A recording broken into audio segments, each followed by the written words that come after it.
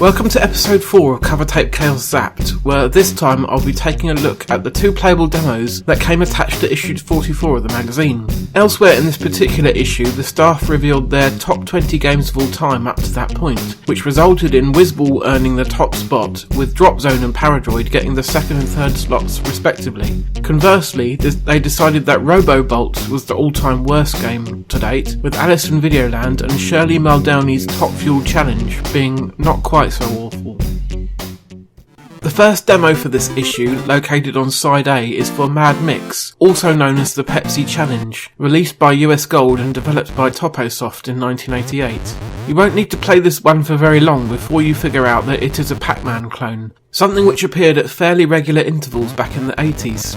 All the usual elements are present and correct: mazes, dots, ghosts, power pills, the whole shebang. I actually quite enjoyed playing through the 2 levels that were included here and would have quite liked to play more, although Zzap reviewer Matthew Evans disagreed with me. The graphics are small and blocky, the sound is weak and the gameplay is boring. What more can I say?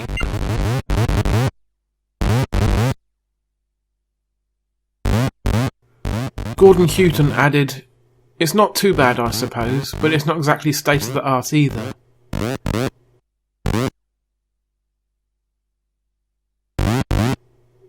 I'm more inclined to agree with Gordon myself. Yes, it is nothing new or amazing, but it offers a bit of old-fashioned arcadey fun for a few minutes. Try it out for yourself and see if you agree. The overall score was a rather paltry 48%, with the summary of a poor attempt at rejuvenating a much-loved idea.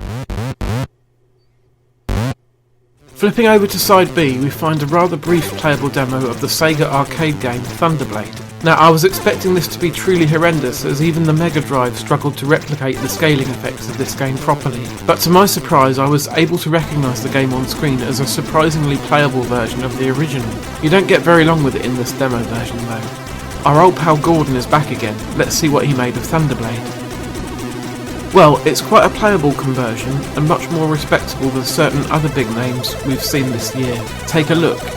Whereas Matthew Evans had this to say: "The game isn't too bad to play, but it's not really very good."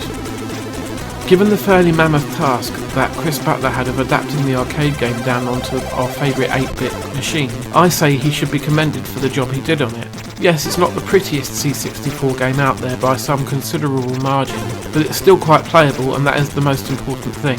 Zzap ended up giving the game a fairly average score of 69% and summed it up thusly. Not bad, and it might work out cheaper than playing the arcade version. That wraps things up for episode 4. As usual, I would like to thank you for watching, and I'll see you again in a couple of weeks for episode 5. In the meantime, take care.